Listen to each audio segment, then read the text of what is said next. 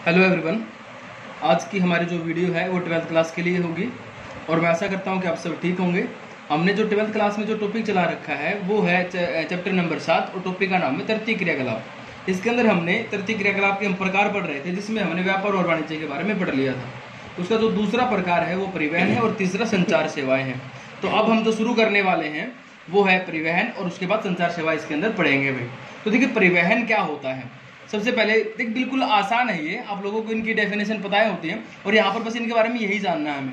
तो परिवहन का मतलब होता है, जब क्या लिखेंगे परिभाषा में, किसी भी व्यक्ति या व्यक्तियों के समूह, ठीक है, या किसी पदार्थ या किसी वस्तु, सामान आदि को एक स्थान से दूसरे स्थान पर ले जाने का जो साधन है ना, वो परिवहन कहलाता है। ठीक है, वो क्या कहलाता है? वो कहलाता है परिवहन। ठीक है, अब इसके बारे में, परिवहन के बारे में और लिखे, यहाँ पर क्या लिखेंगे कि देखिए परिवहन क्या है। परिवहन आज मूलभूत आवश्यकता है भाई। ठीक है, किसी भी अर्थव्यवस्था को आगे बढ़ाने के लिए किसकी जरूरत पड़ती है? परिवहन की आवश्यकता है। क्योंकि चाहे किसी उद्योग के लिए लगा लीजिए या किसी भी व्यक्ति के लिए लगा लीजिए, उसे एक स्थान से दूसरे स्थान पर जाने के लिए किसकी आवश्यकता पड़ती है? परिवहन की आवश्यकता पड़ती है। दूसरा, उद्योग के लिए जो कच्चा माल है या जो तैयार माल है उसको एक स्थान से दूसरे स्थान पर ले जाने के लिए, श्रमिकों को लाने ले जाने के लिए, ये हर जगह पर कहा किसकी जरूरत पड़ती है? परिवहन की आवश्यकता पड़ती है। और परिवहन के बिना क्या है? परिवहन के बिना कोई भी देश जो है विकास नहीं कर सकता। तो आज के दिन अगर हम ये कहें कि परिवहन का महत्व क्या है, तो परिवहन का भाई इतना बड़ा महत्व है कि परिवहन के ऊपर ही पूरी देश की जो अर्थव्यवस्था है ना वो टिकी हुई है। जिस देश के अंदर जितना अधिक विकसित परिवहन तंत्र होगा वो देश उतना ही ज्यादा विकसित होगा। ठीक है, वहां पर जो वहां के जो उद्योग है वो जो अर्थव्यवस्था में फिर कह रहा हूं कि उसी के ऊपर टिकी हुई होती है।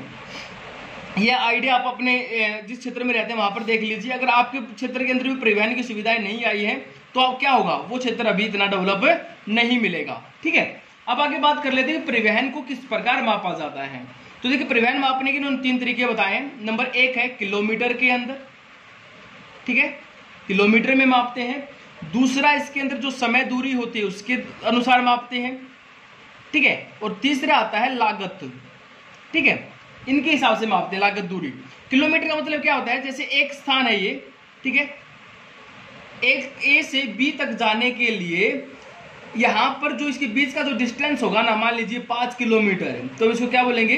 ये 5 किलोमीटर की दूरी है। ठीक है, इस प्रकार इसको देखा जाता है परिवहन दूरी को। समय दूरी का मतलब क्या होता है कि यहां तक जाने के लिए हमें 10 मिनट लगती है। ठीक है, समय, जो समय लगता है ना, उस दूरी को तय करने में जो समय लग रहा है उसको समय दूरी बोलते हैं। यहां पर हालांकि ये देखा जाएगा कि परिवहन का साधन कौन सा है। मान लीजिए हम साइकिल पे चल रहे हैं या हमारे पास बाइक है या फिर हम गाड़ी से हैं, किस परिवहन के साधन का प्रयोग किया है उसके हिसाब से यहाँ पर जो समय दूरी लगती है उसको यहाँ पर देखा जाता है। उसके बाद आता है लागत। लागत का मतलब होता है खर्च। भाई ए स्थान से बी स्थान तक जाने के लिए उस पर लगने वाला जो खर्च है वो क्या कहलाता है? वो कहलाता है लागत दूरी। ठीक है, कई बार आप लोगों ने देखा भी होगा हमारे जो लोकल में वो क्या बोला जाता है कि अभी तो हमने इसमें तेल डलवाया था 100 रुपए का, 200 रुपए का, ठीक है, वो इतनी जल्दी खत्म हो गया, तो वो यहाँ पर क्या है? वो लागत है, वो खर्च है। ठीक है, तो लागत दूरी देखी जाती है। अब उसके बाद यहाँ पर देखेंगे हम कि जो परिवहन जो सेवा होती है, परिवहन सेवा या परिवहन जो मार्ग है उसको कौन से कारक प्रभावित करते हैं? परिवहन सेवा या उन मार्गों को कौन से साधन प्रभावित करते हैं, कौन से कारक प्रभावित करते हैं, कहां पर अधिक मिलते हैं और कहां पर कम मिलते हैं। तो देखिए ये जो परिवहन सेवा है या जो मार्ग होते हैं वो कहां पर बनते हैं? जहां पर सबसे ज्यादा डिमांड होती है। किसकी डिमांड होती है? परिवहन के साधनों की डिमांड होती है। अब परिवहन के साधन कहां पर सबसे ज्यादा डिमांड होगी? जहां पर जनसंख्या का आकार अधिक हो। जनसंख्या आकार के ऊपर निर्भर करती है मांग में।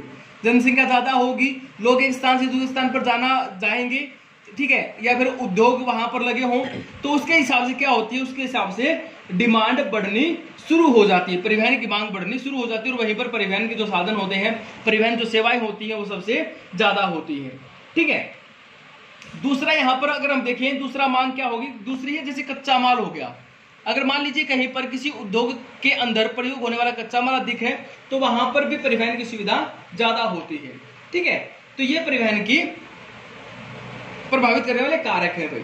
ठीक है। और मैं उम्मीद करता हूं कि आप लोगों को समझ में आ गया होगा। परिवहन के अंदर हमें इतना ही लिखना है, क्योंकि हमें बस सिर्फ और सिर्फ यहाँ पर क्या जानना है कि ये तृतीयक क्रियाकलाप का एक प्रकार है और तृतीयक क्रियाकलाप एक सेवा क्षेत्र है, और यहाँ पर जो सेवा है वो कौन सी है, परिवहन सेवा, ठीक है। और इनके अंदर जो परिवहन सेवा में जो काम करने वाले जो व्यक्ति उनको हम क्या बोलेंगे कि वो तृतीयक सेवाओं के अंदर काम कर रहे हैं। फिर उसके बाद दूसरा आता है हमारा संचार सेवा में। संचार सेवा का मतलब क्या होता है कि संचार सेवा में कहता है कि जो शब्द या जो संदेश, ठीक है, या फिर हम यहां पर लिखें विचारों का आदान प्रदान, ठीक है, विचारों का आदान प्रदान भी इसके अंदर शामिल होता है। इनको यहां पर इनको भेजना, ठीक है, या इनका प्रेषण का मतलब होता है कम्युनिकेशन, ठीक है, इनका कम्युनिकेशन करना, शब्दों का कम्युनिकेशन करना, विचारों कम्युनिकेशन करना ही क्या होता है, ये जो साधन होते हैं उनको हम बोलते हैं संचार सेवा भाई, ठीक है। देखिए भाई, परिवहन जितना महत्वपूर्ण है ना, आज के दिन संचार सेवा भी उतनी ही महत्वपूर्ण हो गई है। पहले क्या था, अगर पहले हम संचार सेवा के इतिहास की बात देखें ना, तो पहले संचार सेवाएं परिवहन के ऊपर ही टिकी हुई थी। यानी कि पहले जो विचार, जो संदेश, जो शब्दों का जो आदान प्रदान होता था वो परिवहन के ऊपर ही होता था। यानी कि देखिए, पहले जो मैसेजेस थे जो भेजे जाते थे, आपने देखा होगा कबूतर का प्रयोग देखा है आप लोगों ने, है ना, कबूतर से संदेश भेजा जाता था, ठीक है। उसके बाद घोड़ों के ऊपर, जो राजा महाराजा हुआ करते थे उनके ऊपर घोड़ों का प्रयोग किया जाता था, ठीक है।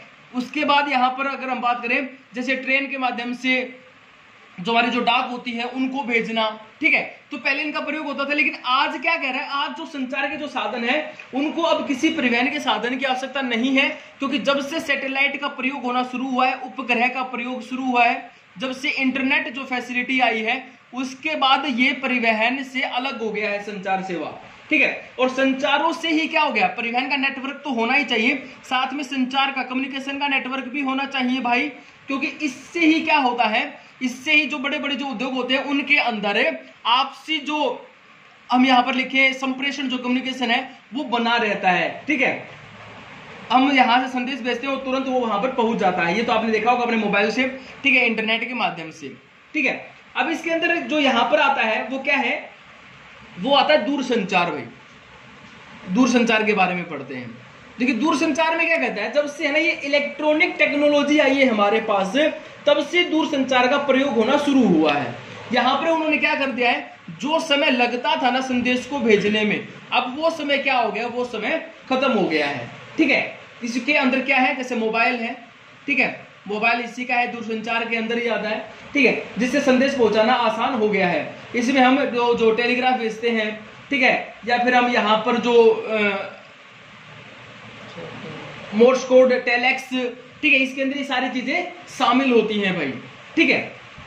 अब इसके बाद आता है संचार साधन के वर्ग कौन कौन से हैं। तो संचार साधन के वर्ग और देख लेते हैं एक बार, फिर टॉपिक कंप्लीट हो जाएगा भाई।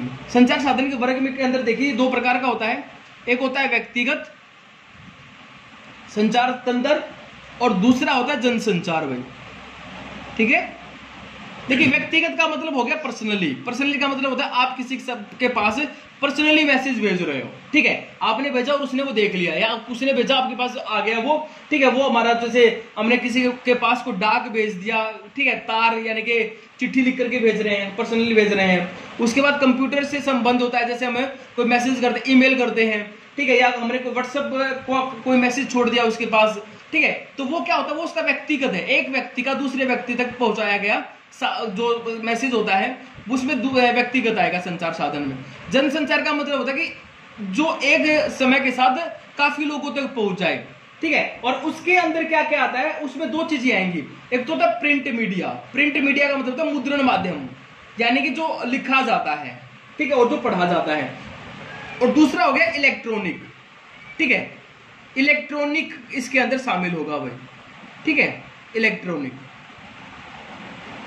यहां पर क्या है इलेक्ट्रॉनिक, देखिए इसमें क्या था, इसमें जैसे अखबार है, अखबार के अंदर जो न्यूज छपेगी उसको पढ़ने वाले काफी होंगे, जनसंचार यानी काफी लोगों के लिए है, ठीक है, अखबार हो गया है इसके अंदर भाई। पत्र पत्रिकाएं जो आती है, मैगजीन वगैरह जो आती है, वो प्रिंट मुद्रण में आएगा, यानी कि प्रिंट मीडिया के अंदर आएगा। इलेक्ट्रॉनिक के अंदर क्या आता है, इलेक्ट्रॉनिक में जैसे टेलीविजन है, टीवी है, रेडियो है, ठीक है, ये सारे के सारे क्या है, ये आते हैं इलेक्ट्रॉनिक मीडिया के अंदर। ठीक है, तो ये अपना छोटा सा टॉपिक था परिवहन और संचार सेवाएं। और यहाँ पर मैं फिर वही लाइन कह रहा हूँ, हमें यहाँ पर ये देखना है कि तृतीय क्रियाकलाप में कौन कौन से कार्य शामिल है। तो देखिए परिवहन और सेवा जो संचार सेवा है वो तृतीय क्रियाकलाप में शामिल होती है।